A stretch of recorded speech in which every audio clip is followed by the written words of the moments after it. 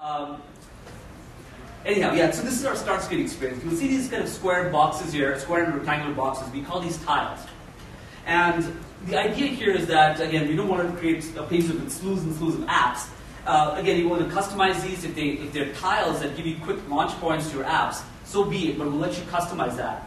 But these live tiles essentially give you snippets of information, and they can also be updated asynchronously with information coming from the cloud. So if you have an application that pushes a notification down to your phone, your application can have a tile here which can get updated. So for example, you have let's say a tile that's a Flickr app.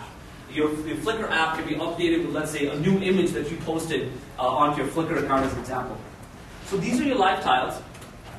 And if I just kind of click on the top here, you'll notice that it gives you some quick information about my battery life, that I'm connected to Wi-Fi, I've set the phone to vibrate, and that it gives you some information about the network that I'm on. So let me dive in, and I'll quickly give you the first of our several experiences, which is called our people experience. So I'll click on that tile, and it takes me to our people experience. So the very first piece of information you see there, I think the minute it kind of loses brightness when I move my hand, so I'm going to stay put over here. But the very first thing that you see when I dive in here is this is actually my profile. That's my Facebook profile picture. It's actually my fiance for the most part.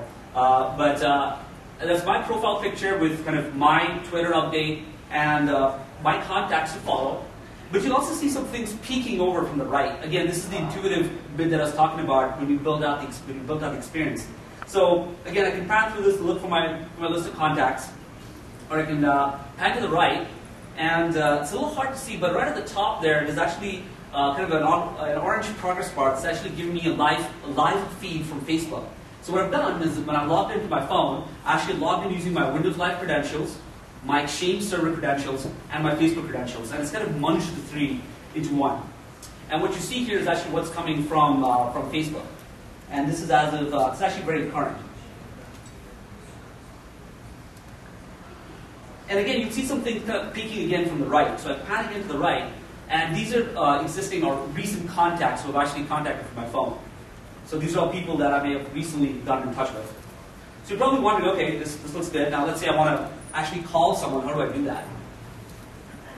So I know Michael's sitting right here, and Michael's someone that I actually call pretty frequently. So again, I can go through this list, and again, we have a jump list here, so I can click on A, for example, and I can get to M. But it's still hard because I keep scrolling, and I've got all these contacts from Facebook. Again, I'm not trying to gloat, by the way, but just a lot of clutter, probably a lot of a lot to wade through before I get to Michael's Alicio. So what I can do is on the bottom of our phone, and this is again a part of the hardware spec that I was mentioning earlier.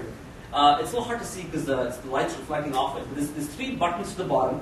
They're actually hard physical buttons: a back button, a Windows button, and a search button. So clicking on the search button, I can now come in here and simply type CELI for Celicio, and there he is. And unfortunately, your number is not very visible, so I got that, or I get stuck in so many calls, right? But that's Michael over there, and I can kind of pan to his right, and now it starts talking to Facebook, and apparently there's no news to share right now. And that's I'm missing the hunch. My hunch is that we probably lost our Wi-Fi connectivity, so I'll set it up again later when I go back to IE and I'll show you what that looks like. But essentially, that's his profile. Again, I can get new information if I get it. Again, you'll notice off the top there, I also seem to have lost my 3G connection for some reason. Oh no, it is there. Okay. So that's Michael's information in a nutshell. Again, so let's assume that Michael's a good friend. Let's assume for a second. And let's say that Michael's someone I want to get a hold of and I want to keep in touch with. What I can do is I can make a tile out of him, and I can pin his tile to my start screen. So you'll notice this little pin icon here. I can simply click on that, and now Michael becomes a tile which shows up on my start screen. And if Michael is someone I get in touch with pretty frequently, I can maybe move him to the top of all the other tiles that exist.